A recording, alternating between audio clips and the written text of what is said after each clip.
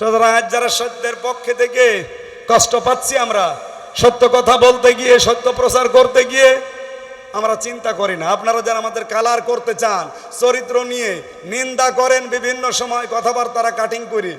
উপরওয়ালা কুষ্টিয়ায় কেউ নেই, উপরওয়ালা এখন আমি। সুতরাং যা হবে, কিছু হলে আমারে জানাবেন। দালালদের কালো কিছু হাত আছে, এই হাতগুলোর কথাও গোপনে কেউ কেউ জানিয়েছে, আমি সরাসরি জানিয়েছি।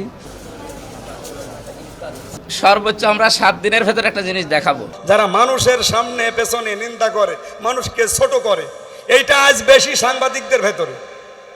মানুষকে ছোট করার জন্য ওরা উঠে পড়ে লাগে, অথচ নুন অল কলামি ওমায়াস তরুণ, আল্লাহ বলছেন কলমের কসম, এই কলম দিয়ে সাংবাদিকরা যেটা লেখে ওই লিখিত জিনিসেরও কসম।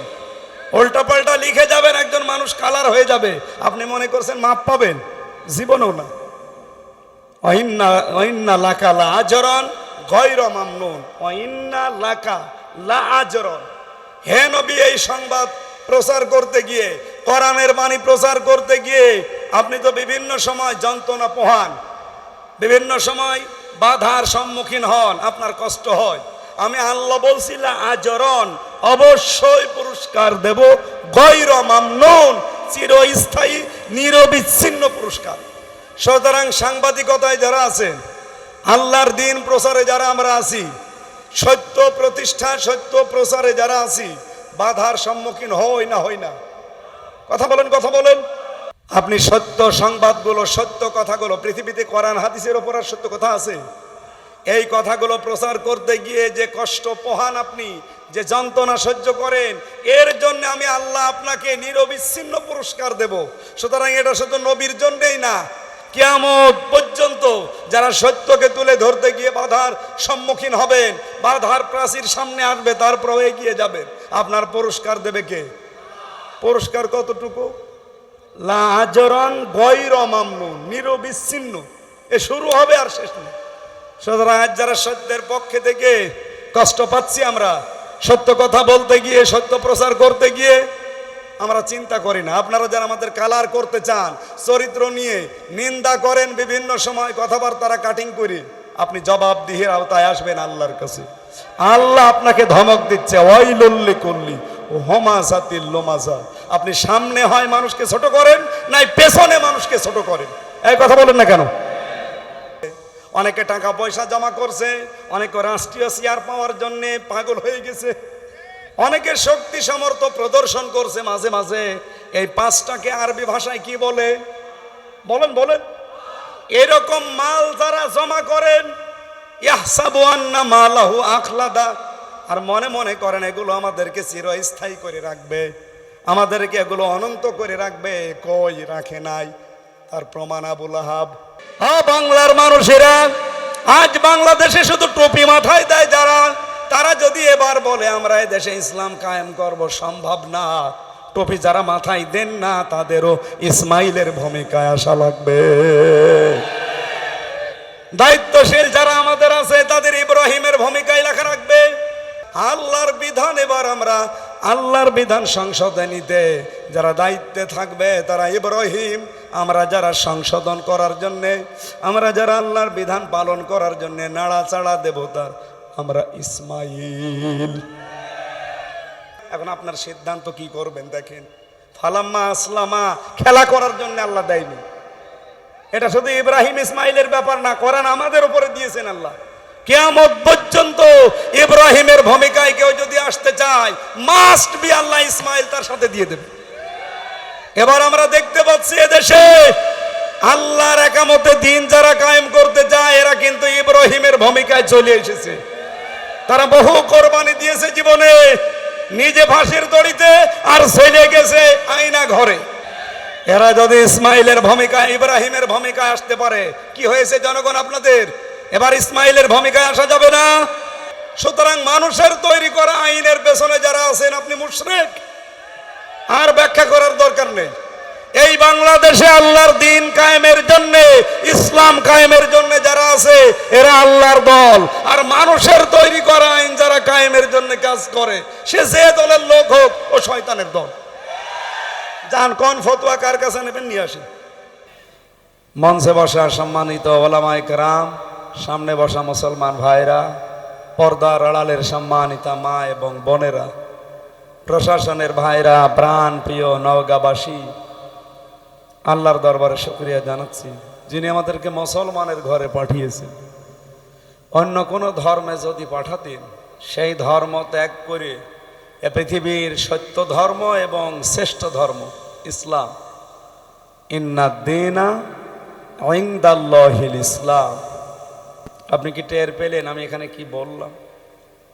না, টের পান মনে হয় কয়েকজন আলেম টের পেয়েছে। আল্লাহ যদি এখানে দিনের আগে আলিফ লাম না দিতেন, আরে এই শব্দের আগে ইন্নাটা না জুড়তেন, আকাশ পাতাল অর্থ পাল্টিয়ে দিত। আপনারা এদিকে তাকিয়ে থাকেন, উনি ঠিক করে দেবেন ইনশাআল্লাহ। তো আলহামদুলিল্লাহ, এ পর্যন্ত থাক। এবার এই মহিলারে নিয়ে গেল হাসপাতালে, মাহফিল সব শেষ। এখন ওরে বাঁচাবে নাকি মাহফিল ঠিক করবে? তারপরও আমি আধা ঘন্টা মতো চালিয়েছি। এরপরে দেখছি ওই সাপ আবার এসেছে, আবার দেবে কামড়, সে সময় মেরে ফেলেছে। এই নিয়ে কালকের মাহফিলটা পুরো পণ্ড হয়ে গেছে। তা আজকে আবার এরকম এই মানে সাপ তো না, এ তো অন্য সাপ, এত ঝামেলা এইভাবে করলে দরকার হয় ভাই আপনি ধৈর্য বসে থাকেন। ওইটা আমরা মনে করবো আপনি ঝইলে আছেন। ঠিক আছে, ঠিক আছে, শুনতে পাচ্ছেন তো? যে কথা আমি তুলেছিলাম, অন্য ধর্মে যদি আপনাকে আল্লাহ পাঠাতেন, আপনি সব কিছু বাদ দিয়ে নিজের ধর্মে, এই যে ইসলাম, আপনাকে এখন যদি বলা হয় 1 কোটি টাকা দেওয়া হবে, আপনি ইসলাম বাদ দিয়ে হিন্দু হয়ে যান, হবেন? কয়েকদিন আগে আমি সিরাজগঞ্জে ছিলাম, বৃষ্টি হচ্ছিল, মাহফিলের গেট আর পূজার গেট পাশাপাশি। ওরা বৃষ্টি হচ্ছে এই জন্য পূজার ওই যে পেছন দিয়ে আমারে নিয়ে গেল মন্দিরে। আমি একটু দেখলাম, তাকিয়ে দেখি পেছনে ওদের যে দৃশ্যগুলো সব তো দেখা যায়। সামনে 8টা 10টা হাত, 2-3টা পা দিয়ে দাঁড়িয়েছে, 2টা পা দিয়ে 8টা 10টা হাত এভাবে থাকে না? তা আমি এগুলো দেখিনি, আমি পেছনে তাকিয়ে দেখি সবার পেছনে বাঁশ দেওয়া, মানে যে কয়টায় দাঁড়িয়ে আছে সবগুলো বাঁশ দিয়ে খাড়া করে রাখে, একটাও দাঁড়াতে পারে না একা একা। অথচ হাত কয়টা? 8-10টা। পা কয়টা? বলেন বলেন। আল্লাহ রাব্বুল আলামিন বলেন, ইন্নাল্লাযীনা তাদউনা মিন দুনিল্লাহি ইবাদুন আমসালুকুম, নিশ্চয় যারা আল্লাহ বাদে অন্য কাউকে ডাকে, ওগুলো আমি আল্লাহর আর একটা সৃষ্টি। তুমি যেমন আমার গোলাম, ওইটাও আমার গোলাম। কোরআনে কারিমে আল্লাহ একটা উদাহরণ দিয়েছেন আমাদেরকে খুব মনোযোগ দিয়ে শোনার জন্য। সূরা হজে রব্বুল আলামিন বলেন, ইয়া আইয়ুহান নাসু দরিবা মাসালুন ফাসতামিউ লা। হে মানব মণ্ডলী, আল্লাহ শুধু মুসলমানকে বলেন নাই, হে মানব মণ্ডলী, বলেন তো হিন্দু কি মানুষ না? বলেন বলেন। পৃথিবীতে যত ধর্মই মানুষ পালন করুক না কেন, আল্লাহর দৃষ্টিতে সবাই মানুষ। আল্লাহ যেহেতু সবার মালিক, সবাইকে তিনি বানিয়েছেন, এই জন্য তিনি ডাকও দিয়েছেন ওইভাবে, ইয়া আইয়ুহান নাস, হে মানব মণ্ডলী, দরিবা মাসালুন ফাসতামিউ লা। একটা উদাহরণ পেশ করছি তোমাদের সামনে, একটা দৃষ্টান্ত, একটা উপমা দিচ্ছি, খুব ভালো করে শ্রবণ করো। আমার তো মনে হয় অন্য ধর্মের যদি এলাকায় কেউ থাকে অথবা মিডিয়ার মাধ্যমে যদি তার কানে যায়, আল্লাহর এই দৃষ্টান্তটা, এই উদাহরণটা, উপমাটা একটু যদি ভালোভাবে খেয়াল করে, ওই এখান থেকেই হেদায়েত পেয়ে যাওয়ার কথা। রব্বুল আলামিন কোরআনে কারিমে আয়াতের ভেতরে জানিয়ে দিয়েছেন, ইয়া আইয়ুহান নাস দরিবা মাসালুন ফাসতামিউ লা, ইন্নাল্লাযীনা তাদউনা মিন দুনিল্লাহি লা ইয়াখলুকু যুবাবা ওয়ালাউ ইজতামাউ লা। নিশ্চয় যারা আল্লাহ বাদে অন্য কাউকে ডাকে, কখনোই লাই এখলোক দিয়েছেন, এখলোক দিলে অর্থ আমি করতে পারতাম, যারা আলেম আছে তারাও এখলোক দিলে অর্থ করতে পারত। আল্লাহ লাই এখলোক দিলেন কেন? মজারের আগে যদি লান আসে বাংলা অর্থ দাঁড়ায় জীবনেও হবে না। আল্লাহ বলেন লাই এখলোক, কখনোই সম্ভব, এখন হচ্ছে না, ভবিষ্যৎ কিয়ামত পর্যন্ত হবে না। জোবাবান একটা মাছি, ওরা একটা মাছি তৈরি করতে পারে না। ওলাও যদি ইজতামা ওলা, তারা সবাই একত্রিত হয়ে চেষ্টা করে। এবং যদি এসলোব শব্দের শাব্দিক অর্থ হচ্ছে স মেরে নিয়ে যাওয়া, যদি কেড়ে নিয়ে যায়, স মেরে নিয়ে যায়, এই মাছি সাইয়ান কোনো কিছু লায়াস্তানকিযুহু মিনহু, সেটা যে বাধা দিয়ে আটকাবে সে ক্ষমতাও এই 8টা 10টা হাতের। বলেন বলেন, দাউফাত তালিবু ওয়াল মাতলুব। আমার মনে হচ্ছে আল্লাহ শেষের দিকে একটু আফসোস করছেন, দাউফাত তালিবু ওয়াল মাতলুব। কতই না দুর্বল যারা চায় এবং যাদের কাছে চাওয়া হয়। এই দুইটা, যারা চাচ্ছে এবং যাদের কাছে চাওয়া হচ্ছে, এই দুইটাই আল্লাহ বলেন কতই না দুর্বল। আপনার বিবেকটা কি আজও কাজে লাগবে না? আজ পৃথিবী 20 শতাব্দীতে কত দূরে এগিয়ে গেছে, আপনারা সেই মানধাত আমলে থাকবেন। একটা বারের জন্য চিন্তা করলেন না, নিজের হাত দিয়ে মাটি, কাঠ, বাঁশ, খড়কোটা দিয়ে বানালাম, এতগুলো হাত দিলাম, 2টা পা দিলাম, অথচ দাঁড়াতে পারে না, পেছনে বাঁশ দিয়ে খাড়া করা লাগে। আর আমি নিজে 2 হাত 2 পা দিয়ে খাড়া হয়ে দাঁড়াতে পারি। আমার মতো চলাফেরা করা মানুষ, মাসি আমার সামনে দিয়ে কোনো কিছু নিয়ে যেতে হলে আমাকে বলে নিয়ে যাওয়া লাগবে। কথা বলেন না কেন? নিয়ে যেতে চাইলেও পারবে না, আমি কেড়ে নিতে পারবো। এই যে আসলো বেটা আমার ক্ষেত্রে না, অথচ মূর্তির ক্ষেত্রে। অথচ আমি আল্লাহর গোলাম, শ্রেষ্ঠ গোলাম এই পৃথিবীতে। লাকাদ খলাকনাল ইনসানা ফি আহসানি তাকওয়িম ওয়া লাকাদ কাররামনা বানি আদম। সবচাইতে সুন্দর আকৃতি আল্লাহ আমাকে দিল, সবচাইতে বেশি সম্মান আল্লাহ আমাকে দিল, আর আমি এর সামনে মাথা নত করব? এটা কি বিবেকেই মেনে নেয়? আমার তো মনে হয় মানুষ পুরানা, শুধু বিবেকের 100 ভাগের 1 ভাগ যদি একটু কাজে লাগায়, পৃথিবীর কোনো ধর্মেই তার থাকা ঠিক না, ইসলাম বাদ দিয়ে। কথা বলেন না? যেহেতু আমি বাইরের দেশগুলোতে ইহুদি, খ্রিস্টান, বৌদ্ধ, মাজুসি, এদের সাথে আমি মিশে দেখেছি। সিঙ্গাপুরে, থাইল্যান্ডে, মালয়েশিয়াতে, মালদ্বীপে, আমেরিকাতে, এই মানুষগুলোর সাথে আমি মিশে দেখেছি। এদের সাথে কথাবার্তা বলার পরে এদের যে ধর্মীয় বিশ্বাস আর এদের যে কাজকর্ম, আমি এখন ভাবি কোরআনের আয়াতগুলো নিয়ে ওরা ভ্রান্ত পথে আছে। আপনি ইহুদিকে দেখলে বুঝতেই পারবেন না এটা ইহুদি। আমার তো জব্বার কত বড়, আমার এত বড় জব্বা গায়ে দেয়, আমার দাড়ি আর কয়টা, এত বড় দাড়ি। চেহারা দেখলে মনে হবে সাদা ধবধবে চেয়ারম্যান সাহেবের মতো, ইনার চাইতেও ফর্সা, মাথায় উপরে পাগড়ি ঝোলানো, এত সুন্দর চেহারা, পাশে মেয়ে লোক বসা, হাত মোজা, পা মোজা দেওয়া, চোখ পর্যন্ত ঢাকা। আপনার বোঝার ক্ষমতা নেই যে লোকটা ইহুদি। চারিপাশে 8টা 10টা ছেলে মেয়ে নিয়ে কাঁদতেছে। কিউরিসিটি থাকে ভেতরে, কি গো এত সুন্দর লাগে, একটু জিজ্ঞাসা করি। ট্রেনের ভেতরে জিজ্ঞাসা করলাম যে what is your name? Hello brother, ভাই আপনার নাম কি? উনি আমার যে নামটা বললো, নাম শোনার পরে আমি বুঝলাম যে মুসলমান না, ইহুদি। কনফার্ম হওয়ার জন্য আমি জিজ্ঞাসা করলাম হোয়াট ইজ ইউর প্রফেট? আপনার নবী কে? তখন বলছে জোসেফ। কি জোসেফ মানে না না, মুসা আলাইহিস সালাম।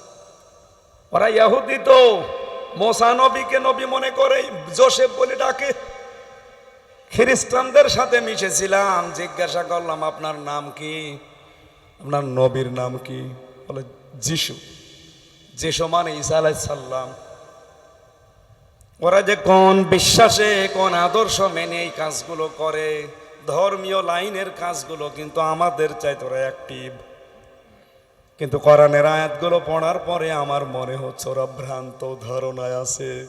কারণ পৃথিবীর কোনো ধর্ম আল্লাহর কাছে গ্রহণযোগ্য না ইসলাম বাদে। আমি যে কথাটা বোঝানোর জন্যই পর্যন্ত এসেছি, সেই শব্দটা ইন্নাদ্দিন, এই যে দিনের আগে আলিফ লাম। আলিফ লাম 4 প্রকার। প্রিন্সিপাল সাহেব আলেম আছে এখানে, 4 প্রকারের ভেতরে এখানে যেটা আছে এটা নির্দিষ্ট করার জন্য দেওয়া হয়েছে। আলিফ লাম দিয়ে আল্লাহ জানাতে চেয়েছেন। আমি যদি এখন আফতাবকে বলি ভাই আমি রাজশাহী যাব, ও যদি বলে এই যে এইটা রাজশাহীর পথ, নওগাঁ রাজশাহী বিশ্ব রোড, তাহলে এই তরিকের আগে, এই রাস্তার আগে আলিফ লাম দেওয়া লাগবে। তার মানে এইটা বাদ দিয়ে আর রাজশাহী যাওয়ার কোনো রাস্তা নেই। বলেন তো রাজশাহী যাওয়ার রাস্তা এটা বাদ দিয়ে আর নেই। এ পৃথিবীতে একটাই মাত্র জীবন ব্যবস্থা, দিন, ধর্ম, ইনদাল্লাহিল ইসলাম, আল্লাহর নিকটে মনোনীত যার নাম। জবাব দিলেন না? আরো জোরে বলেন। আল্লাহ যদি এখানে আলিফ লাম না দিত, আমি আপনাকে জীবনেও বলতাম না হিন্দু ধর্ম ত্যাগ করেন, খ্রিস্টান ধর্ম ত্যাগ করেন। যে কোনো আদর্শ ধর্ম মেনে নিলে আপনি পেয়ে যেতেন জান্নাত। আল্লাহ আর এক জায়গায় দিয়েছেন অমাইয়া বতাগি গায়রাল ইসলামি দীনান ফালাই ইউকবালা মিন ওয়া হুয়া ফিল আখিরাতি মিনাল খাসিরিন। এ পৃথিবীতে ইসলাম বাদ দিয়ে যদি অন্য কোনো নিয়ম নীতি দিয়ে কেউ আল্লাহকে পেতে চায়, জীবনেও তার কোনো কিছু আল্লাহ কবুল করছে না, করবেও না। তাহলে ইসলাম বাদ দিয়ে কেউ যদি বিয়ে করে, ও বিয়ে হয়েছে? বলেন বলেন। বিয়ে হওয়ার আগে যদি সন্তান হয়, এখানে যে রিজিক আল্লাহর কাছে আপনি চেয়েছেন, এটা কোনো খাবারের জিনিস না, এটা সন্তান। এটা কি বলেন বলেন। আপনার ছেলে মেয়ে কয়টা? 2টা ছেলে মেয়ে জন্ম দেওয়ার আগে দোয়া পড়েছেন? আলহামদুলিল্লাহ। অনেকে পড়ে না, 4-5টা ছেলের বাপ। আরে ভাই দোয়া পড়েছেন, বছর বছর দোয়া পড়তে মনে ছিল না, আবার কবে পড়বেন? 5টা হয়ে গেছে এখনো দোয়া পড়েননি, আরো দুটোই দোয়া পড়েছে। আওয়াজ যে সংসার করেছে, 2টা সন্তান জন্ম দিয়েছে। আমার যেমন 8-10 মিনিট টয়লেটের আপনি ইবাদত মনে করলেন, ওর যে 2টা সন্তান জন্ম দিতে কমপক্ষে 2 বছর লেগেছে। এই 2 বছরের সংসার পুরোটা ইবাদত। আর কথা বলেন না কেন? এমনকি ও সংসার করার পরে যে গোসল করেছে, মাথার ওপরে যে পানি দিয়েছে, প্রতিটি ফোঁটা যখন জমিনে পড়েছে, প্রত্যেকটা ফোঁটায় একটা করে নেকি হয়েছে। এইটাকে আপনার নেকি মনে হয়, সওয়াব মনে হয়, ইসলাম মনে হয়, দিন মনে হয়। আর আপনি জীবনের বিশাল একটা অংশ পরিবার নীতি, সমাজনীতি, রাজনীতি, অর্থনীতি, সংস্কৃতি, ধর্মীয় নীতি, এইগুলোর কথা যখন আমি কোরআন দিয়ে তুলে আনতে চাই, তখন আপনার কাছে দুনিয়ার কাজ মনে হয়। এটা যদি দুনিয়ার কাজ কারো কাছে মনে হয়, আমার মনে হয় এই বিয়ে করাটাও ওর দুনিয়ার কাজ, ও সুন্নত না। আমি আবার বলছি, ইসলাম বাদ দিয়ে আপনার বিয়ে না, ইসলাম বাদ দিয়ে আপনার ব্যবসা না, ইসলাম বাদ দিয়ে আপনার রাজনীতি না, ইসলাম বাদ দিয়ে আপনার দেশ না।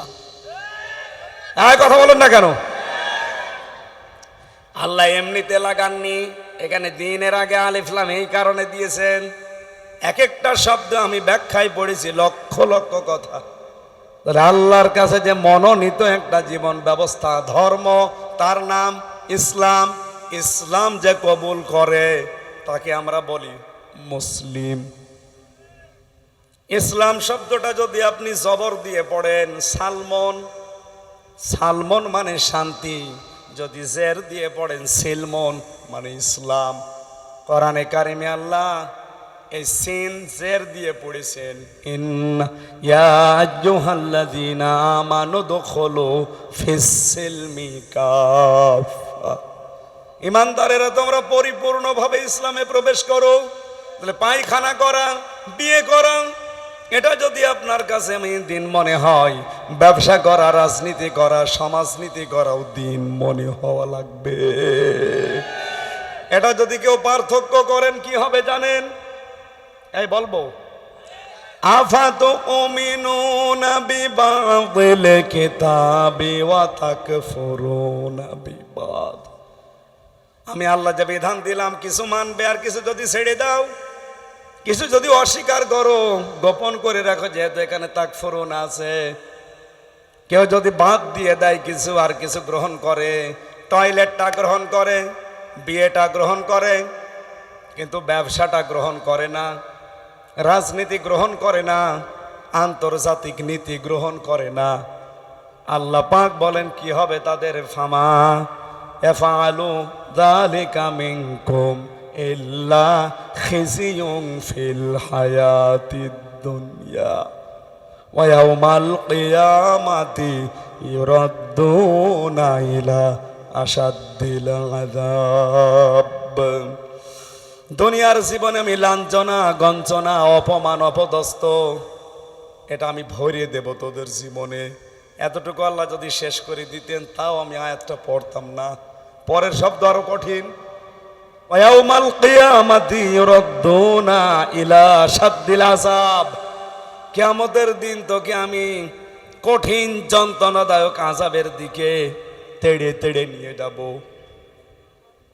ইউরাদ্দুনা তাদেরকে পাঠানো হবে ইলা আশাদ্দিল আযাব, কঠিন যন্ত্রণা। আসাদু ইসমে তাফজিল, সুপারলেটিভ ডিগ্রি এটা, এর চাইতে বড় আযাব আর হয় না। তার মানে কোরআনের কিছু মানে, দিনের কিছু মানে, কিছু মানে না। ওদের আযাব কম না বেশি? আরো বেশি। এই জন্য সতর্ক করছি, মানতে হলে পুরাটা মানেন, আর না মানতে হলে একবারে আবু জেহেলের মতো হয়ে যান।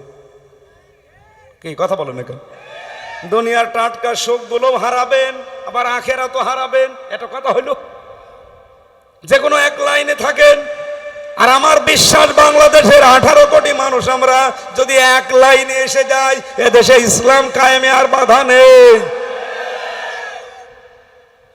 আমি আবার ওই কথাটা তুলছি, যেহেতু আল্লাহ আপনাদেরকে ইসলামে পাঠিয়েছেন, মুসলমানের ঘরে পাঠিয়েছেন, এই জন্যে শুকরিয়া আদায় করছি।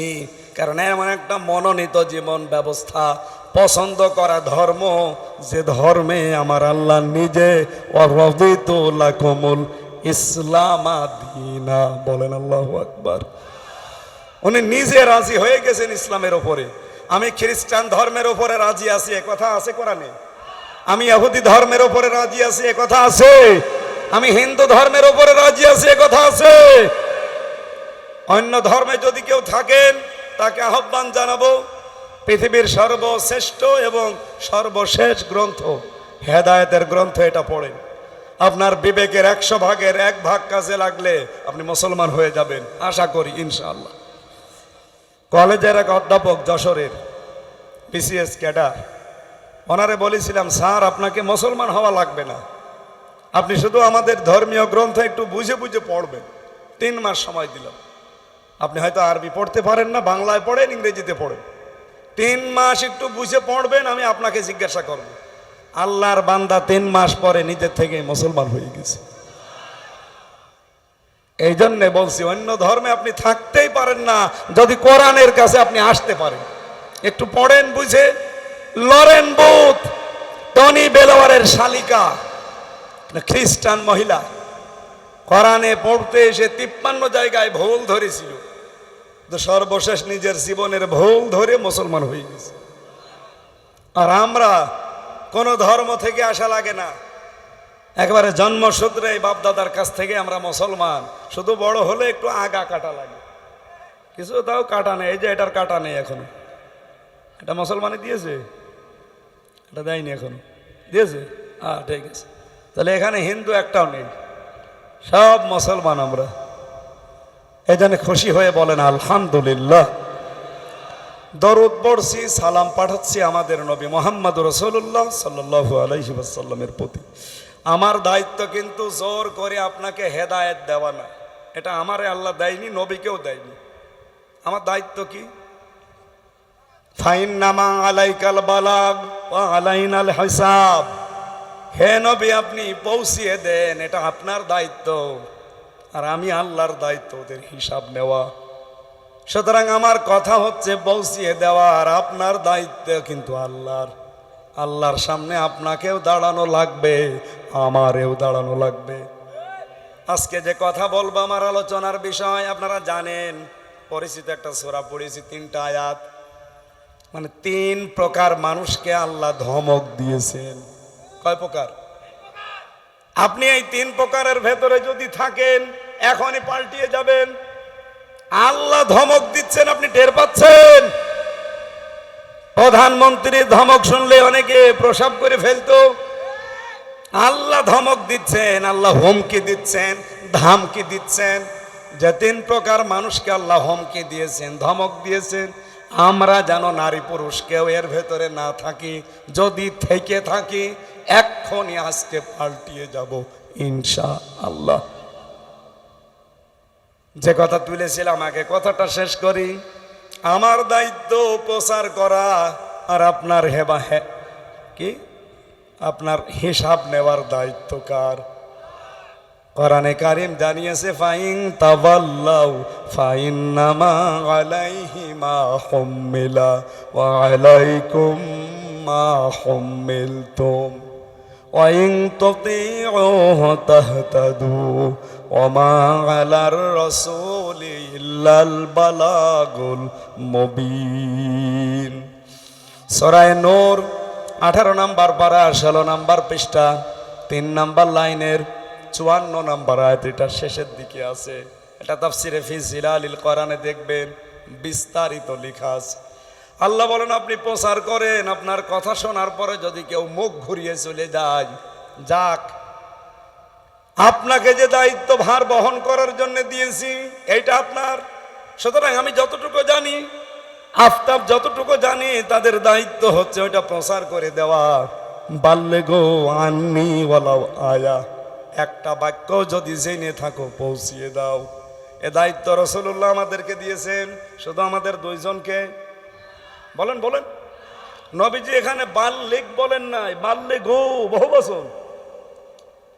এ বাল্লে গো বহু বচনের ভেতরে যদি এই আফতাব থাকে, আমির হামজা থাকে, আপনিও আছে।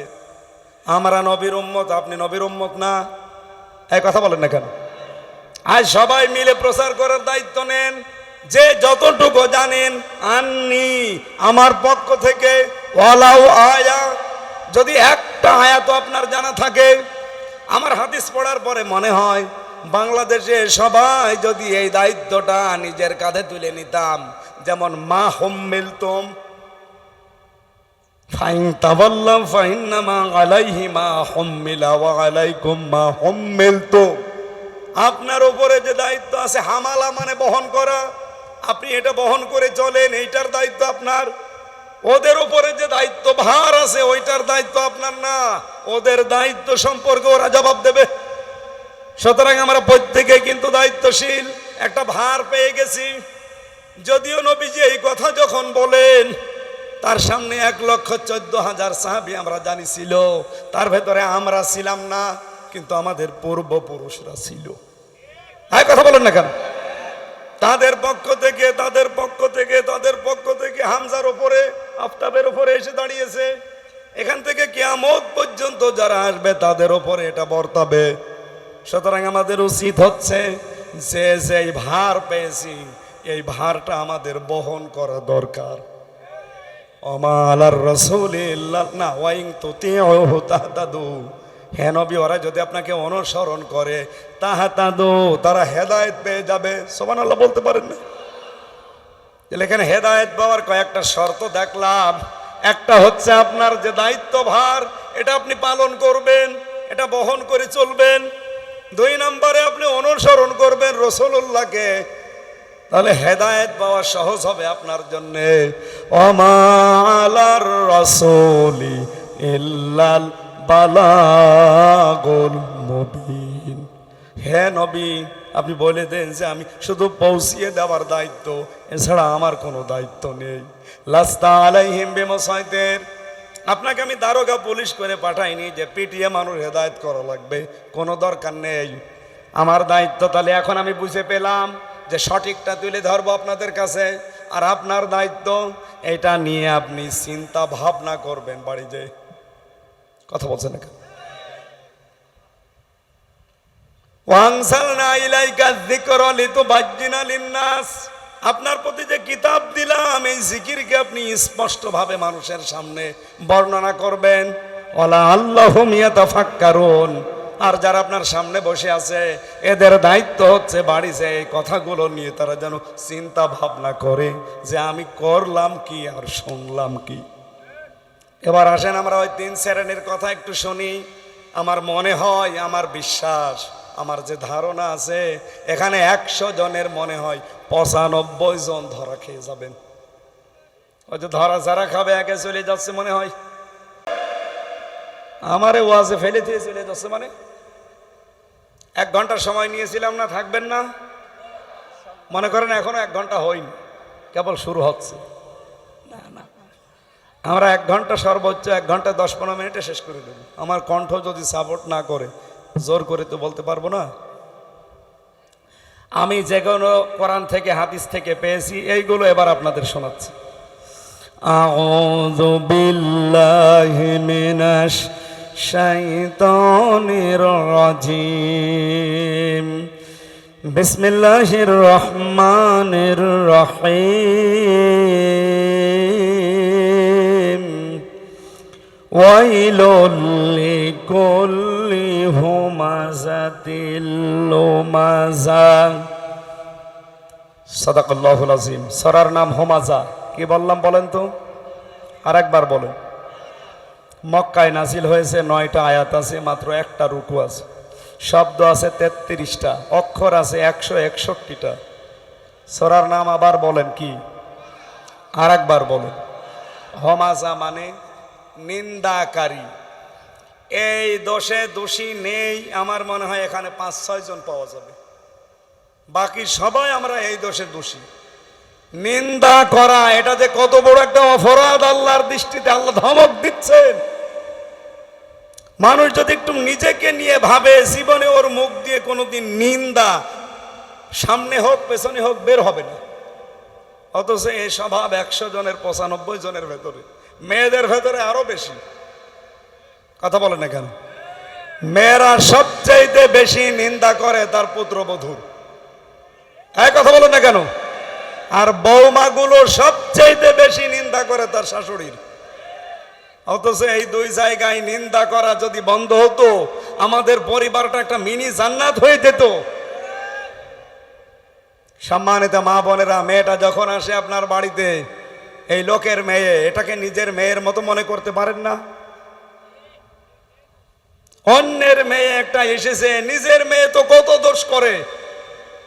নিজের মেয়ে সকালবেলা উঠে 2টা না 4টা সিদ্ধ ডিম খায়, হাফ গিলাস না 1 গিলাস দুধ খায়, এরপরে ছোলা ভিজিয়ে খায়, কালো জিরা খাচ্ছে, রসুন খায়, মধু খায়, এরপরে 4-5টা করে রুটি। সকালবেলা উঠে কিন্তু কোনো কাজ আপনার মেয়ে করে নাই, এই সবগুলো তার সামনে রেডি, খাচ্ছে, আর দেখে দেখে মা খুশি হচ্ছে। অথচ 4টা না যদি 2টা সিদ্ধ ডিম ওই মেয়ের মতো পুত্রবধূ খায়, এমন শাশুড়ি আছে। বলে ডিম খাওয়া লাগে, ছেলে মেয়ে আমাদের হয়নি। ডিম খাওয়া লাগে, ছেলে মেয়ে আমাদের হয়নি, এ কথা আপনি পুত্রবধূকে, বিটার বউকে বলতে পারলেন? আপনার মেয়ে তো মরণে খাওয়া খাচ্ছে। এক কথা বলছে না কেন? এরকম ছোট মনের শাশুড়ি কার আছে? হাত তোলেন তো। আপনি না, ওরা। দেখেন তো ওরা হাত তুলেছে কিনা। আমি জানি ওখানে বহু মহিলা হাত তুলে বসে আছে যে আমার শাশুড়ি দেখতে পারেন আমারে। অথচ নিজের মেয়ে এই কিছুক্ষণ আগে টুটি পর্যন্ত খেয়েছে, কিচ্ছু বলে না, আরো বলছে মা খা খা। আর অন্যের মেয়ে এসে মাত্র একটা ডিম খেয়েছে, ওর চোখ কপালে উঠেছে। আর কথা বলেন না কেন? এই ছোট মনের কারণেই তো পরিবার আজ নষ্ট হয়ে যাচ্ছে। বাস্তব কথা বলছি। আমার শালা আজকে আমার সাথে এসেছে, আমি তাই বলছি তা না, সত্যি। এই যে কোরআন শরীফ আমার সামনে। আমার শ্বশুর বাড়ি চুয়াডাঙ্গায়। আমার শাশুড়ি বাড়ি গেলে আমারে যে পরিমাণে খাওয়ায়, যত রকমের আইটেম দেয়, আমি যত খাই আমার শাশুড়ি তত খুশি। কে কথা বলছেন না কেন? আপনারা বলবেন কি করে? আপনি তো দেখেননি, আমি নিজেই বলছি ঠিক। আমি যত বেশি খাবো আমার শাশুড়ি তত খুশি। কিন্তু সিস্টেম অপর পৃষ্ঠায় দেখেন, আমার শাশুড়ির এই মেয়েটা আমার বাড়িতে যেটা আছে, এটা আমার মা যে খাবার বানাবে, বেশি খেলে আমার মা খুশি না বেজার। এরকম হাজারো মা আছে যাদের মন ছোট। এটা ছোট মনের মানুষ। অনেক মেয়েরা মনে করে শুধু নামাজ পড়া, রোজা রাখা আর কালো বোরকা পরে ঘুর ঘুর করে ঘুরি, বিশাল ইবাদত। কে বলিস আপনাকে? পারিবারিক জীবনে পুত্রবধূকে নিজের মেয়ের মতো মনে করা শাশুড়ির জন্য ইবাদত, শাশুড়িকে নিজের মায়ের মতো মনে করা ইবাদত পুত্রবধূর জন্য। এটা আজ বাংলাদেশের 100টা পরিবারের 98টা পরিবারে নেই। এই কথা বলেন না কেন? এই কারণে আমরা মিনি জাহান্নামে আছি আজ। আপনি বললেও ঠিক, না বললেও ঠিক, কারণ চেহারা দেখে তো আমি টের পাচ্ছি। আজ মানসিক যন্ত্রণায় আছে হাজারো মানুষ আমরা। সম্মানিত মা বোন যারা এসেছেন, শুধু ওয়াজ শুনতে আসা না। আমি জানি আপনি বদদুয়া করবেন, এখন করেন, আপনারও বদদুয়া কাজে লাগবে না। আপনাকে আমি পরিবর্তনের জন্য হাতে পায়ে ধরে আহ্বান জানাচ্ছি।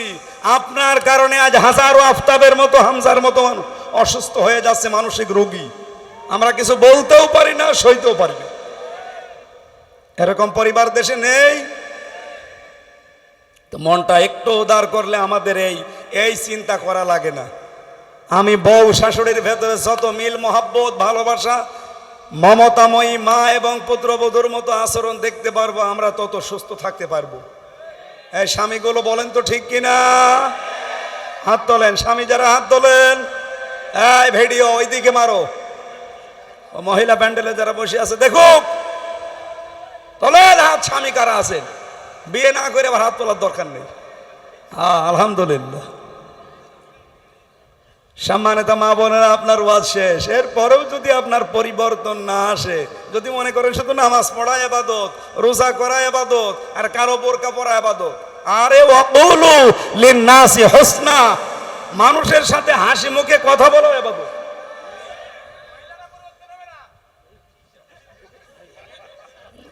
এটার তো মনে হচ্ছে ফরজ তরক করা। এটার একটা চাদর মাদর দেন। একেবারে সামনে ভাবে বসে থাকলে তো বদনাম হবে এই জেলার। এটা রেকর্ড হচ্ছে। ও পাগল, পাগল হলেও তো ঢেকে রাখার দরকার, এটা তো ফরজ। চাদর মাদর থাকলে দেন, তো ঢেকে বসুক। আমার ভাইরা এবার আসেন সূরা হোমাযা। কয়টা অক্ষর আছে বলেন তো?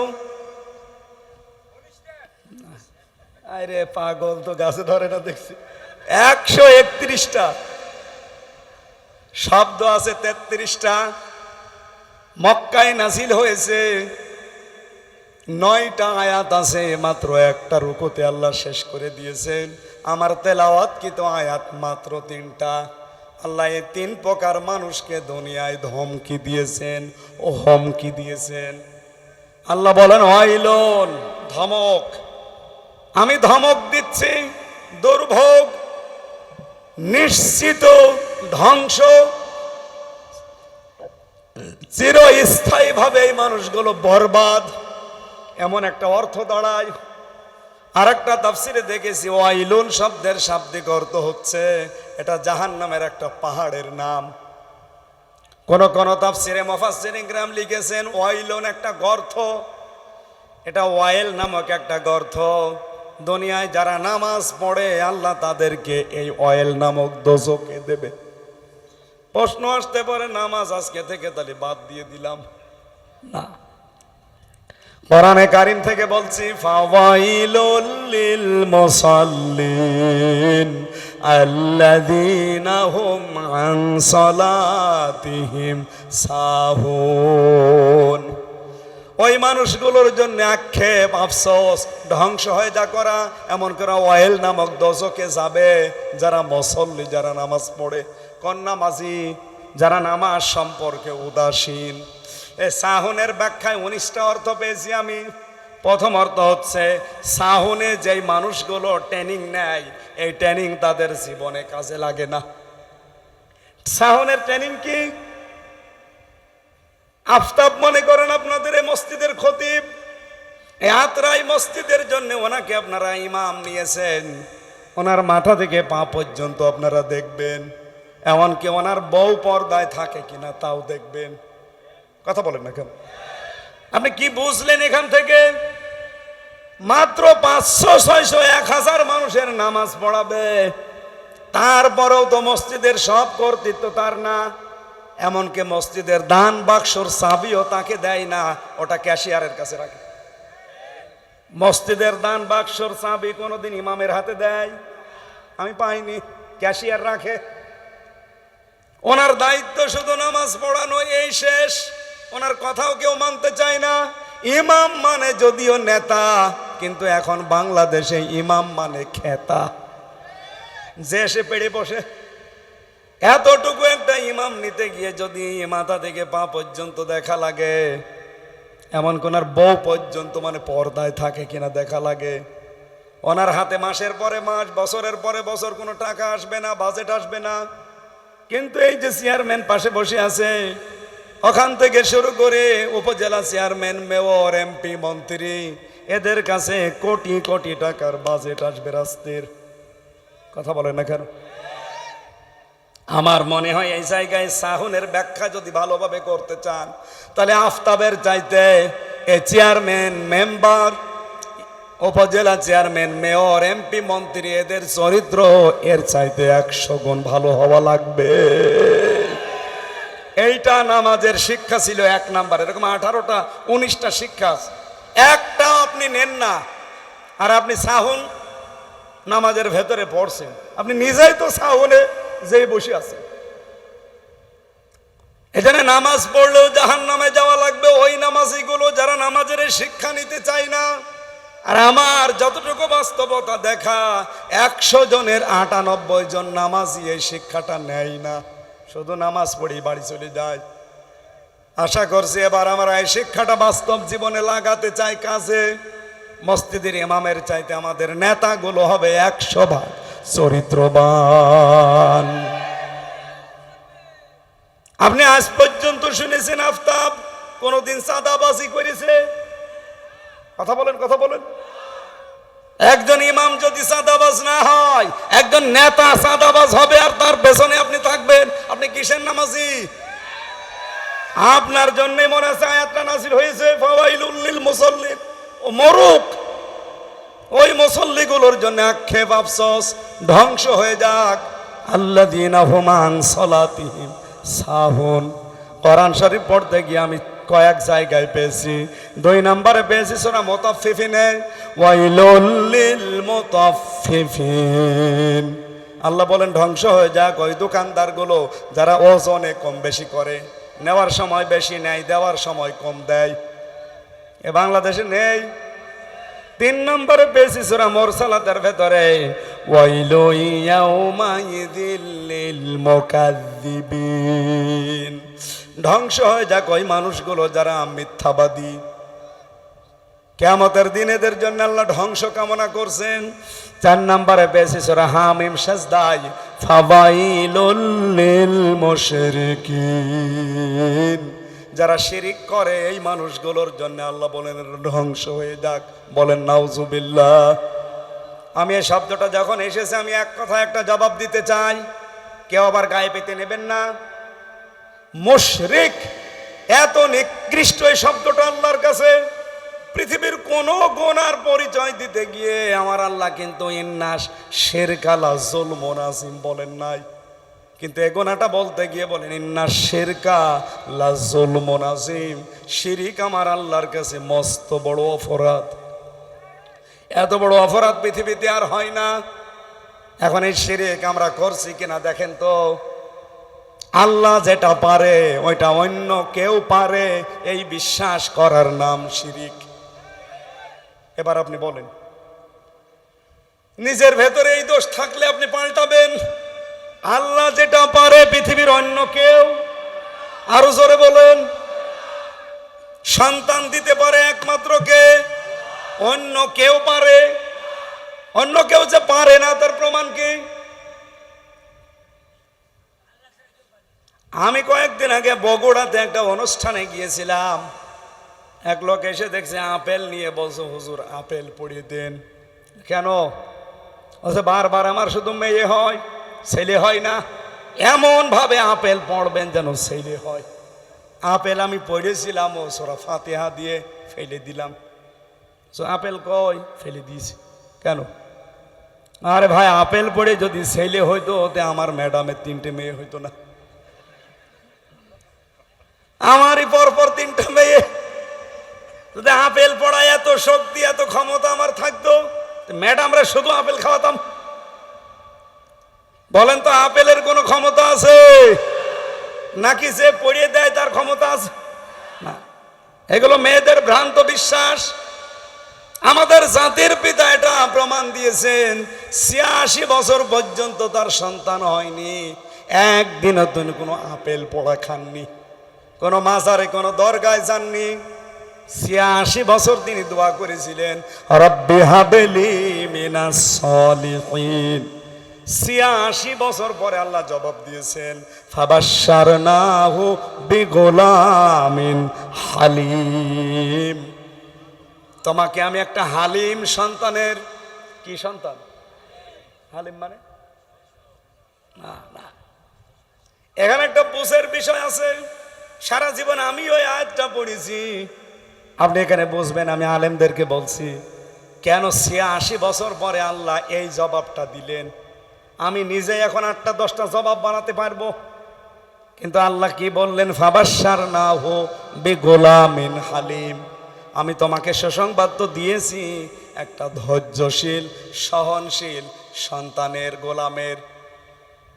এই আয়াতের ব্যাখ্যা করবো না বাদ দেব?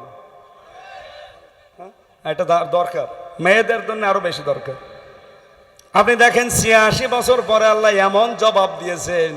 ইব্রাহিম আলাইহিস সালাম জবাব শুনেই কিন্তু তিনি সন্তুষ্ট হয়েছিলেন, কিন্তু তিনি ওই দিন থেকেই ভাবছিলেন আল্লাহ আমাকে গোলামিন হালিম দিল।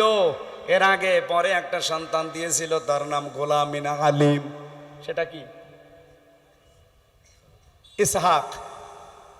হযরত ইসহাকের বেলায় দেখবেন কোরআনে আসে, অবাশশারনাহু বিগুলামিন হালিম। হালিমের পরে আমি হালিম দিলাম। উনি প্রথমে হালিম নিয়ে ভাবছিলেন যে কেমন হালিম পেয়েছি দেখি, এটা কি চাচা হালিম নাকি মামা হালিম? আতরায় বাজারে মামা হালিম বিক্রি হয় না, চাচা হালিম, এ হালিম না। উনি ওই দিন থেকে 13 বছর পর্যন্ত একাধারে চেষ্টা করেছিলেন। এটা তাফসিরে ফি জিলালিল কোরআনে পাবেন, টিকার ভেতরে। আপনারা শুনছেন না? শুনতেছেন? 13 বছর পরে আল্লাহ তাকে একটা স্বপ্ন দেখিয়েছিলেন। আল্লাহ পাক বলেন, তাকে আমি স্বপ্ন দেখালাম, ফালাম্মা বালাগা মাআহু সাআয়া ক্বালা ইয়া বুনাইয়া ক্বালা ইয়া বুনাইয়া ইন্নী আরা ফিল মানামি আন্নী আযবাহুকা ফানজুর মাযা তারা। সে সন্তানটা যখন 13 বছর, কেউ লিখেছে 11 বছর, আমি 13 বছরই ধরলাম, এইটার পক্ষে বেশি মত আছে। এই 13 বছর বয়সে যখন একটু নড়াচড়া করে, চলাফেরা করে, তার হাতে পিতে লাগে, কাজ করতে বললে করে দেয়। এমন একটা বয়সে যখন গেছে, আমি আল্লাহ পাক তাকে বললাম একটা স্বপ্নের মাধ্যমে যে প্রিয় জিনিস জবাই করো। তিনি আসলেন, সন্তানকে বললেন। আমার এই জায়গায় প্রশ্ন, হযরত ইব্রাহিম আলাইহিস সালাম কি সাধারণ মানুষ না নবী? আরো জোরে বলা লাগবে। তিনি কি শুধু নবী না নবীর বাপ? শুধু নবী না নবীর বাপ? এমন একটা বিশাল অঙ্কের মানুষ এই পৃথিবীতে যদি আপনি 5 জন মানুষকে গোনায় ধরেন, ইব্রাহিমকে ধরা লাগবে। কারণ উনি জাতির পিতা ছিলেন, মুসলিম জাতির। আজ তামাম পৃথিবীতে 175 কোটি যে আমরা মুসলিম দাবি করি, আমাদের জাতির পিতার নাম আরো জোরে বলেন, নাকি বঙ্গবন্ধু? না, ওটা তো আমাদের বাঙালিরা বানিয়েছি আমরা। আমার আল্লাহর ঘোষণা দিয়া যিনি জাতির পিতা, তার মানে এখন বিশ্বে 175 কোটি মুসলিম। আপনি যে দেশেই যাবেন তারা ডাকবে মিল্লাতা আবিকুম ইব্রাহিম। কারণ কি? হুয়া সাম্মাকুমুল মুসলিমিন, তিনি আমাদের নাম মুসলমান রেখেছেন। বলেন সুবহানাল্লাহ। এখানে হওয়ার ফাইল দুইটা, হয় আল্লাহ নিজে না ইব্রাহিম আলাইহিস সালাম। আমি দুইটা ফাইলের ব্যাখ্যায় পড়েছি। আল্লাহ পাক যেহেতু আমাদের নাম মুসলমান রাখতে পারেন, অথবা আমাদের বাবা ইব্রাহিম আলাইহিস সালামও রাখতে পারেন। কারণ কি? কারণ সন্তান জন্ম দিলে বাবার যে 13টা দায়িত্ব আছে, তার একটা দায়িত্ব একটা অর্থবোধক নাম রাখা। আমরা যাকে জাতির পিতা বলি, তিনি এমন একটা অর্থবোধক নাম দিয়েছেন আমাদের। দেখেন, মিল্লাতা আবিকুম ইব্রাহিম হুয়া সাম্মা কমল মুসলিমিন, আমাদের নাম তিনি দিয়েছেন মুসলিম। কি নাম? মুসলিম মানে আত্মসমর্পণকারী। আমরা আত্মসমর্পণ করি, কিন্তু সবার সামনে না। আমরা আত্মসমর্পণ করি শুধুমাত্র মালিকের সামনে। কি সুন্দর একটা অর্থবোধক নাম আমাদের বাবা দিলেন। আমরাও বাবা অনেকের। এমন এমন নাম আমরা সন্তানদের রাখি, শয়তানও হাসে। আমার আয়াতের দ্বিতীয় শব্দটার নাম আমি পেয়েছি 2 জন মহিলার। ওয়াইলুল কুল্লি হুমাযাতিল লুমাযা। একজনের যমজ মেয়ে হয়েছিল 2টা, সে শখ করে রেখে দিয়েছে হুমাযা লুমাযা। ওনারা একদিন বললাম যে আপনার জোড়া মেয়ে, ডবল মেয়ে হয়েছে, কি নাম রাখলেন? কোরআনের নাম। কি নাম? হুমাযা লুমাযা। আপনি কি জানেন এটার নাম অর্থ কি?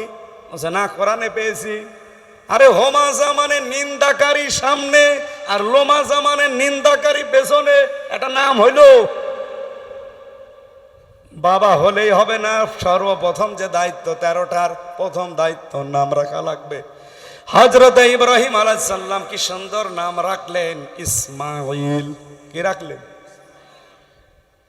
হযরত ইসমাঈলকে নাম রেখেই তিনি চিন্তা করেছিলেন, আমার সন্তান, এখানে সবচাইতে প্রিয় হচ্ছে আমার এই সন্তানটা। বিয়ের 1 বছর 2 বছর 5 বছর না, 86 বছর পরে আমি পেয়েছি। অথচ আল্লাহ আমাকে 86 বছর পরে জবাব দিল আমি নাকি গোলামিন হালিম পেয়েছি। কেমন হালিম পেলাম আমি আজকে দেখব। উনি কিন্তু বিধান পালন করবেন কার? আরো জোরে বলেন। কারণ এই যে স্বপ্ন, এটা নবীদের স্বপ্ন আর আমাদের স্বপ্ন কি এক? নবীদের স্বপ্ন ওহী। নবীদের স্বপ্ন কি? পৃথিবীর সাধারণ মানুষের স্বপ্ন ওহী না। নবীদের স্বপ্ন যেহেতু ওহী হয়, উনি ওহী পেয়েছিলেন, বিধান আল্লাহর পালন করবে নবী। এখানে ছোট মানুষ সন্তান 13 বছর, তার কাছে অনুমতি নেওয়া লাগবে কোন কারণে? তিনি বললেন, ইয়া আবাতি ফাল মা তুমার ইয়া বুনাইয়া ইন্নী আরা ফিল মানাম আন্নী আযবাহুকা ফানজুর মাযা তারা। হে সন্তান, কলিজার টুকরার সন্তান, আদরের সন্তান, আমি স্বপ্নে দেখলাম তোমাকে জবাই করছি, তোমার রায় বলো। আমি যে হালিমের ব্যাখ্যা করার জন্য এ পর্যন্ত এসেছি, এইবার বলছি। হযরত ইব্রাহিম তিনি লক্ষ্য করলেন আমার সন্তানের অ্যাক্টিভিটিসটা দেখি। কারণ 13 বছর আমি তাকে দেখি নাই। জন্মের পরেই সেই মরুভূমিতে রেখে এসেছিলাম। 13 বছর পরে একবার দেখা, আর দেখা হওয়ার পরেই বললাম যে আমি জবাই করব। সন্তান কিন্তু হালিম। কি কি হালিম দেখেছেন? জবাব দিচ্ছে, ইয়া আবাতি ফাল মা তুমার সাতাজিদুনি ইনশাআল্লাহু মিনাস সাবিরিন। হে বাবা, আপনি যা আদিষ্ট হয়েছেন পালন করেন। আপনি আমাকে ধৈর্যশীলদের মধ্যে পাবেন, ধৈর্যশীল পাবেন, এ কথা বলেন নাই? ইব্রাহিম আলাইহিস সালাম পদে পদে লক্ষ্য করছিলেন সন্তানের কথাগুলো। প্রথমে তিনি বললেন, বাবা আপনি আদিষ্ট হয়েছেন পালন করেন। 2 নম্বরে বললেন, আপনি অতি শীঘ্রই ছাতা জিদনি দিয়েছেন। জিদনি দিলেও তো অর্থ হয়ে যায়, ছাতা দিলেন কেন? তিনি বললেন, বাবা অতি শীঘ্রই, অবশ্যই, সিন সাফা কদ লাম 13টা শব্দ আছে। কোন সেন্টেন্সের আগে আসলে অর্থ হয় খুব তাড়াতাড়ি বা অতি শীঘ্রই, অবশ্যই। হে বাবা আপনি আমাকে পাবেন, ধৈর্যশীল না, তাহলে সবের বলতেন, সবিরিন, আপনি আমাকে ধৈর্যশীলদের মধ্যে পাবেন। তার মানে আমার ভেতরে কোনো অহংকার নেই, আমার মতো বহু ধৈর্যশীল দুনিয়ায় আছে, তাদের ভেতরে আমিও একজন, আমি অহংকার মুক্ত। সুবহানাল্লাহ বলতে পারেন? ইব্রাহিম আলাইহিস সালাম এইটা দেখছিলেন যে কেমন হালিম, দেখেন তো, কথা বলতে গিয়ে কত মেপে মেপে কথা বলে সন্তান আমার। তিনি খুশি হয়ে গেলেন, সন্তানকে নিয়ে জবাই করার জন্য তিনি চলেও গিয়েছিলেন। আমার এখানে বলার উদ্দেশ্য ছিল তিনি কেমন হালিম পেয়েছিলেন আপনি চিন্তা করেন। ফালাম্মা দিবসন আসলামা দিবসন ওয়াতাল্লাহু লিল জাবিন, দুইজনেই যখন এগ্রি হয়ে গেছে, রাজি হয়ে গেছে জবাই করার জন্যে, আল্লাহ তখন ডাক দিয়েছেন। আমার এখানে প্রশ্ন আছে একটা, আমি জবাব নিতে চাই আত্রাই রানীনগর এলাকার মানুষের কাছে। আল্লাহ পাকের নবী দুইজনই, ইব্রাহিম ইসমাইল, তারা বললেন ফালাম্মা আসলামা, দুইজনেই যখন আসলামা মানে আত্মসমর্পণ করে দিয়েছে, দুইজনে যখন রাজি হয়ে গেছে, এগ্রি হয়ে গেছে, তখন আল্লাহর বিধান পালন করা তাদের দ্বারা সহজ হয়েছে। এক কথা বলা লাগবে। ইব্রাহিম যদি বলতেন আমি জবাই করব আল্লাহর বিধান, ইসমাইল যদি বলতেন না আমি হব না, পালন হয়তো। ইসমাইল যদি বলতেন আমি হব জবাই, ইব্রাহিম যদি বলতেন না আমি 86 বছর বয়সে পেয়েছি তোরে জবাই দেব না, হয়তো। তাহলে দুইজনে রাজি হওয়া লেগেছে আল্লাহর বিধান পালন করতে। ও নওগাঁবাসী, ও বাংলার মানুষেরা, আজ বাংলাদেশে শুধু টুপি মাথায় দেয় যারা, তারা যদি এবার বলে আমরা এই দেশে ইসলাম কায়েম করব, সম্ভব না। টুপি যারা মাথায় দেন না তাদেরও ইসমাইলের ভূমিকায় আসা লাগবে। দায়িত্বশীল যারা আমাদের আছে তাদের ইব্রাহিমের ভূমিকায় লেখা রাখবে। আমরা যারা জনগণ আছি 18 কোটি, আমরা ইসমাইলের ভূমিকায় এবার আসতে চাই। আল্লাহর বিধান এবার আমরা আল্লাহর বিধান সংসদে নিতে যারা দায়িত্বে থাকবে তারা ইব্রাহিম, আমরা যারা সংশোধন করার জন্যে, আমরা যারা আল্লাহর বিধান পালন করার জন্যে নাড়াচাড়া দেব তার আমরা ইসমাইল। এবার এই কথা বোঝেন, ইসলাম এবার যা ভাব দেখা যাচ্ছে, ইসলাম এবার সংসদে যাবে ইনশাআল্লাহ। হয় আপনাকে নিয়ে যাবে না আপনাকে রেখে যাবে। আপনি যদি আসতে চান সাথে আসেন, না আপনাকে রেখে ইসলাম যাবে। এই কথা বলেন না কেন?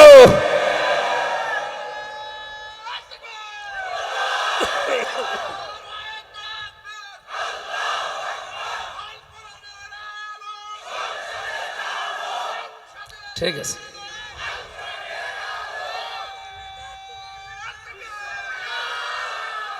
আমার ভাইরা, ইসলাম এবার যদি সত্যি জায়গা মতো চলে যায়, আপনি যদি পেছনে থাকেন আপনার কপাল পোড়া।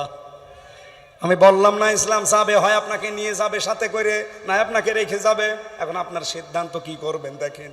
ফালাম্মা আসলামা খেলা করার জন্য আল্লাহ দেয়নি, এটা শুধু ইব্রাহিম ইসমাইলের ব্যাপার না, কোরআন আমাদের উপরে দিয়েছেন আল্লাহ। কিয়ামত পর্যন্ত ইব্রাহিমের ভূমিকায় কেউ যদি আসতে চায়, মাস্ট বি আল্লাহ ইসমাইল তার সাথে দিয়ে দেবে।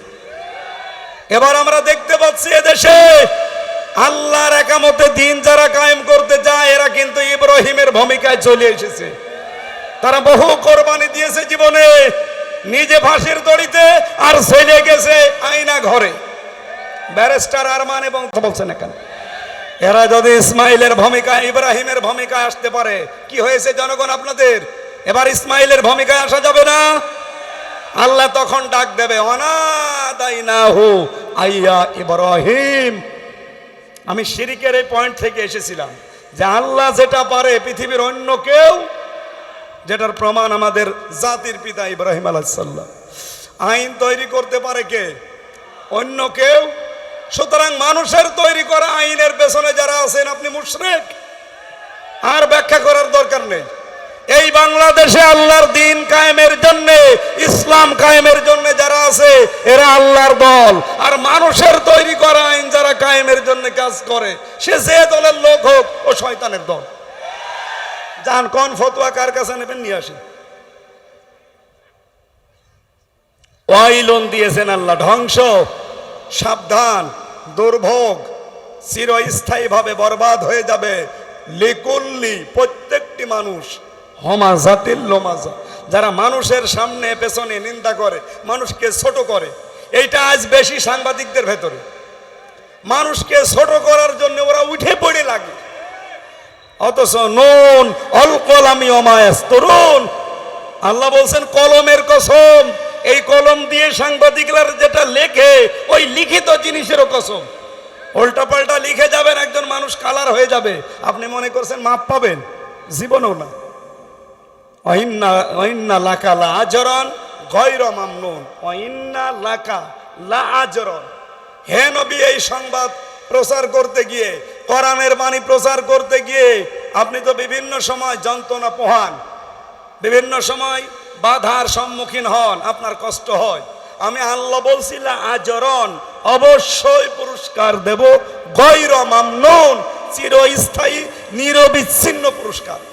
সুতরাং সাংবাদিকতায় যারা আছেন, আল্লাহর দিন প্রচারে যারা আমরা আছি, সত্য প্রতিষ্ঠা, সত্য প্রচারে যারা আছি, বাধার সম্মুখীন হই না হই না? কথা বলেন, কথা বলেন। আমার কুষ্টিয়ার সাংবাদিক রফিকুল্লাহ কালবি, ওরা কারা যেন পিটিয়ে এই রগ পর্যন্ত ছিঁড়ে গেছে খাবারের, খাদ্য নালী। এই কাজকে আমরা ধিক্কার জানাচ্ছি, যারাই করেছেন, নিন্দনীয় কাজ এটা। আপনি সত্য সংবাদগুলো, সত্য কথাগুলো, পৃথিবীতে কোরআন হাদিসের ওপর আর সত্য কথা আছে, এই কথাগুলো প্রচার করতে গিয়ে যে কষ্ট পোহান আপনি, যে যন্ত্রণা সহ্য করেন, এর জন্য আমি আল্লাহ আপনাকে নিরবিচ্ছিন্ন পুরস্কার দেব। সুতরাং এটা শুধু নবীর জন্যই না, কিয়ামত পর্যন্ত যারা সত্যকে তুলে ধরতে গিয়ে বাধার সম্মুখীন হবেন, বাধার প্রাচীর সামনে আসবে, তারপর এগিয়ে যাবেন, আপনার পুরস্কার দেবে কে? পুরস্কার কতটুকু? লা আজরান গায়রা মামনুন, নিরবিচ্ছিন্ন। এ শুরু হবে আর শেষ নেই। সুতরাং আজ যারা সত্যের পক্ষে থেকে কষ্ট পাচ্ছি, আমরা সত্য কথা বলতে গিয়ে, সত্য প্রচার করতে গিয়ে আমরা চিন্তা করি না। আপনারা যারা আমাদের কালার করতে চান, চরিত্র নিয়ে নিন্দা করেন, বিভিন্ন সময় কথাবার্তারা কাটিং করি, আপনি জবাবদিহির আওতায় আসবেন আল্লাহর কাছে। আল্লাহ আপনাকে ধমক দিচ্ছে, ওয়াইলুল লিকুল্লি হোমাজাতিল লোমাজা। আপনি সামনে হয় মানুষকে ছোট করেন, নাই পেছনে মানুষকে ছোট করেন। এই কথা বলেন না কেন? আল্লাযী জামা মালা ওয়া আদ্দাদা, যারা মাল জমা করে আর বারবার গণনা করে। মাল মানে কি? আমি পড়া কোরআন শরীফের ভেতরে মালের 5টা ব্যাখ্যা পেয়েছি। মাল মানে অস্ত্র শস্ত্র, মাল মানে টাকা পয়সা, মাল মানে লোকবল জনবল, মাল মানে রাষ্ট্রীয় চেয়ার, আর মাল মানে শক্তি সামর্থ্য। এই 5টা জিনিস যারা জমা করে, আজ অনেক মানুষ দলীয় কায়দায় জনবল লোকবল জমা করছে, অনেকে অস্ত্র শস্ত্র জমা করছে, অনেকে টাকা পয়সা জমা করছে, অনেকে রাষ্ট্রীয় চেয়ার পাওয়ার জন্য পাগল হয়ে গেছে, অনেকে শক্তি সামর্থ্য প্রদর্শন করছে মাঝে মাঝে। এই 5টাকে আরবি ভাষায় কি বলে? বলেন বলেন। এরকম মাল যারা জমা করেন, ইয়াহসাবু আন্না মালাহু আখলাদা, আর মনে মনে করেন এগুলো আমাদেরকে চিরস্থায়ী করে রাখবে, আমাদেরকে এগুলো অনন্ত করে রাখবে। কই রাখে নাই। তার প্রমাণ আবু লাহাব, মাগনা আনহু মালুহু ওয়া মা কাসাব, তার মাল সম্পদ যা উপার্জন করেছিল একটাও কাজে আসে নাই, অথচ সে ছিল মন্ত্রী। কি ছিল? আবু লাহাব মন্ত্রী ছিল। 2 নম্বরের উদাহরণ পেয়েছি তাফসিরে কারুন, সূরা কসসের ভেতরে পাবেন। রব্বুল আলামিন বলেন, ইন্না কারুনা কানা মিন কওমি মূসা ফাবাগা আলাইহিম ওয়া আতাইনাহু মিনাল কুনুজি মা ইন্না মাফাতিহাহু লাতানু বিল উসবাতি উলিল কুওয়া। কথা বলছি কারণ নিয়ে। সে ছিল মোসার সম্প্রদায়, সে অবাধ্য হয়েছিল, তাকে আমি বহু সম্পদের মালিক বানিয়েছি, এমন এমন সম্পদ দিয়েছিলাম পৃথিবীতে, তাকে একদল যুবক লাগতো শুধু চাবি বহন করতে। এত সম্পদের মালিক হওয়ার পরেও তাকে বাঁচাতে পারে নাই, চিরস্থায়ী করে রাখতে পারে নাই, অমর করে রাখে নাই তার মাল, তার সম্পদ। তাফসীর বলছে তাকে এই মাটির ভেতরে আল্লাহ এখনো পর্যন্ত গাড়তেছে, কিয়ামত পর্যন্ত মাটির নিচে ডুবতেই থাকবে। আরে যে বালির ভেতরে চিকচিক করে, এইটা নাকি তার মালের এক অংশ। কি সম্পদ দিয়েছিল, কিন্তু তার মাল তাকে স্থায়ী করে রাখে নাই, তাকে এই দুনিয়ায় অমর করে রাখে নাই। যদিও অমর হয়ে আছে কিন্তু ঘৃণিত হয়ে। তার এত সম্পদ থাকার পরেও যদি সে আজ চিরস্থায়ী থাকতে না পারে, আপনি কয় টাকার মালিক হয়েছেন? বাংলাদেশে তো আমি ঘুরে দেখি, এদেশের সর্বশ্রেষ্ঠ ধনী যারা, 5 জনের ভেতরে আকিজ গ্রুপ একটা হবে। আকিজ গ্রুপ নাম শোনেননি? যদি 5 জন ধনী থাকে বাংলাদেশে, তারা একজন। কথা বলেন না কেন?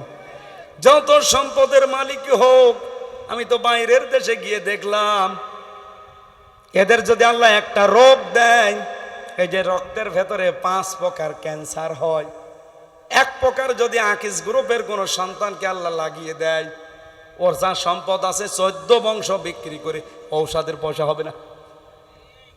এমন এমন রোগ আমি দেখেছি পৃথিবীতে, বাইরের দেশগুলোতে, এগুলো দেখলে চমকে যায় শরীর। আল্লাহ, আমরা তো বেঁচে আছি, এরকম রোগ যদি আমাদেরকে দিত, আমরা এমনি না খেয়ে মরি। মাল আপনাকে চিরস্থায়ী করে রাখবে না। অস্ত্র শস্ত্র, টাকা পয়সা, জনবল, লোকবল, শক্তি সামর্থ্য, যাই বলেন যেগুলো মালের ব্যাখ্যা, একটাও চিরস্থায়ী করে রাখবে না। কাল্লা, কখনোই না। লায়ুম বাজান্না ফিল হুতমা। আল্লাহ বলেন অবশ্যই ধরে আমি হুতমায় দেব। হুতমা কি? আমাদের কামাল হুতমা, আপনি জানেন কি এটা? নারুল্লাহিল মুকদা, এটা আল্লাহর চালানো আগুন। আল্লাতী তাত্তালিউ আলাল আফিদা। আল্লাহ পাক বলেন এই আগুনের বৈশিষ্ট্য এই, যেখানেই লাগবে আগে কলিজা পুড়ি সাফ হয়ে যাবে। ইন্নাহা আলাইহিম মুসাদা ফি আমাদিম মুমাদ্দাদা। এই হুতমার ভেতরে ফেলে দেওয়ার পরে আমি ঢাকনা দিয়ে ঢেকে দেব।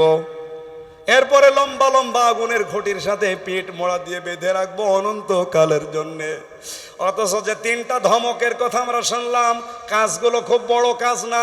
নিন্দা করা, সামনে পেছনে মানুষকে ছোট করার জন্য কথা বলা, চেষ্টা করা, আর মাল সম্পদ জমা করা, এই দোষে আমরা অধিকাংশ মানুষই দোষী। আসেন আমরা একটু চেষ্টা করি এই দোষগুলো থেকে চিরদিনের জন্য মুক্ত থাকার। বলেন আমিন। নয়তো আল্লাহর যে হুতমা নাম শুনলেন, এটা শুনেই যদি এমন লাগে, তাহলে সেখানে গেলে কেমন হবে আপনি ভাবতে পারেন। জাহান্নামের অন্যান্য বর্ণনা আমি পড়েছি, কোন জাহান্নামে গেলে আগে কলিজা পুড়ে যাবে আমি পাইনি, কিন্তু এই নারুল্লাহিল মুকদা, হুতমা জাহান্নামে আল্লাহ যারেই দেবে, সঙ্গে সঙ্গে কলিজা পুড়ে সাফ হয়ে যাবে। বলেন নাউজুবিল্লাহ। আল্লাহ আমাদেরকে এই 3টা গুনাহ থেকে হেফাজত করুন। আমি মেয়েদের উদ্দেশ্যে জেলখানায় বসে বসে কয়েকটা বই লিখেছিলাম, তার ভেতরে এই বইটা খুব দামি বই, দাম্পত্য জীবনের কলহ এবং তার সমস্যা, এই সমাধান কি করে করবেন, এটা আমার জেলে বসে লেখা, বাইরে এসে পাবলিশ করেছি। এটা আমার মেয়েদের জন্য, শুধুমাত্র মেয়েদেরকে নিয়ে যেয়ে পড়াবেন, হয় মাকে, বউকে, মেয়েকে, ফুফুকে, বোনকে দেবেন। আর এটা নামাজ, আমার মনে হয় এই বইটা আমার প্রত্যেক মুসলমান ভাই বোনের ঘরে থাকা দরকার। কি করে নামাজ পড়বেন সব নিয়ম এখানে দেওয়া আছে। এই 2টা নিয়ে যান, স্টেজে মনে হয় আছে, নেন। আমি আজকের মতো শেষ করেছি, আমার কণ্ঠ আর সাপোর্ট দিচ্ছে না, আমি মনে হয় মোনাজাত করে শেষ করে দিই। আল্লাহুম্মা আমিন। লা ইলাহা ইল্লাল্লাহুল আযীমুল হালিম, লা ইলাহা ইল্লা আনতা সুবহানাক ইন্নী কুনতু মিনাজ জালিমিন। রব্বুল আলামিন, নওগাঁ জেলা আরাতরায় আস্থা এই ফাউন্ডেশনের উদ্যোগে একটা বিশাল তাফসীর মাহফিলের আয়োজন। যত যুবকের সাথে জড়িত আছে দেশে বিদেশে, আল্লাহ এদেরকে তুমি কবুল করে নাও। এই দেশি বিদেশি যুবকদের যারা কপ পেটে নিয়েছে, যে মায়ের এই মায়ের পেট তুমি খাদিজাতুল কুবরার মতো বানিয়ে দাও। রব্বুল আলামিন সম্মানিত সভাপতি বসে আছে এখানে, আমাদের চেয়ারম্যান সাহেব মঞ্জুরুল, আল্লাহ তাকে কবুল করো। সহ সভাপতি জনাব ডাক্তার আল আমিন ভাইকে কবুল করো। প্রধান অতিথি হাসার আলমের ওস্তাজ মাওলানা PM আদম আলীকে আল্লাহ মঞ্জুর করো। আমার আগে যিনি কথা বললেন হাফেজ মাওলানা আফতাব আহমেদ, হাফেজ মাওলানা আব্দুর রশিদ, আব্দুর রাজ্জাক জিহাদি ভাই সহ যত আলেম এখানে কথা বলেছে, আলেমদের কথা আমল করার তৌফিক দাও। যেই তিনটা গোনা করলে তুমি ধমক দিলে, আল্লাহ তুমি আমাদেরকে এই গোনা থেকে বাঁচাও। সম্মানিত মা বোনেরা এসেছে, এদেরকে খাদিজার মতো আয়েশার মতো বানিয়ে দাও। এলাকায় যত মানুষ কবরে আছে, আল্লাহ কবরগুলো জান্নাতুল ফেরদাউস তৈরি করে দাও। আজকে আমার সফর সঙ্গে আমানুল্লাহ এসেছে, আল্লাহ তোমার যুবক বান্দাকে কবুল করে নাও। সারা দেশে কোরআনের দাওয়াত নিয়ে যেই লোকটা নিয়ে যায় সাদ্দাম হোসেন, তোমার ওই যুবক বান্দাকেও মঞ্জুর করো। হাফেজ আবু বকর সিদ্দিক সহ যত যুবকরা এসেছে, আল্লাহ তুমি ওমরের মতো বানিয়ে দাও। বড় আশা আমাদের জীবনে, চর্মচোখে বাংলাদেশ কোরআন দিয়ে চলছে, এটা একবার হলেও দেখার তৌফিক দাও। এই অনুষ্ঠানটা আগামীর জন্য আরো বিশাল আকারে আল্লাহ কবুল করে নাও। 3টা বছর জালেমের জেলখানায় আমার কণ্ঠ শরীর দুইটায় নষ্ট হয়ে গেছে, আল্লাহ তুমি আগের অবস্থায় আবার ফিরিয়ে দাও। আমি নিজে যেহেতু অসুস্থ, আল্লাহ আমার কণ্ঠটা তুমি ভিক্ষা দাও। কোরআনের কথাগুলো বলার জন্য যে যোগ্যতা দরকার, শরীর দরকার, কণ্ঠ দরকার, আল্লাহ তুমি আমাকে মেহেরবানি করে দান করো। বারাকাল্লাহু লানা ওয়া লাকুম ফিল কোরআনিল আযীম। কখন কার কাছে আজরাইল আসে জানি না, জীবনের শেষ কথা যেন বলতে পারি, লা ইলাহা ইল্লাল্লাহু মুহাম্মাদুর রাসূলুল্লাহ। আসসালামু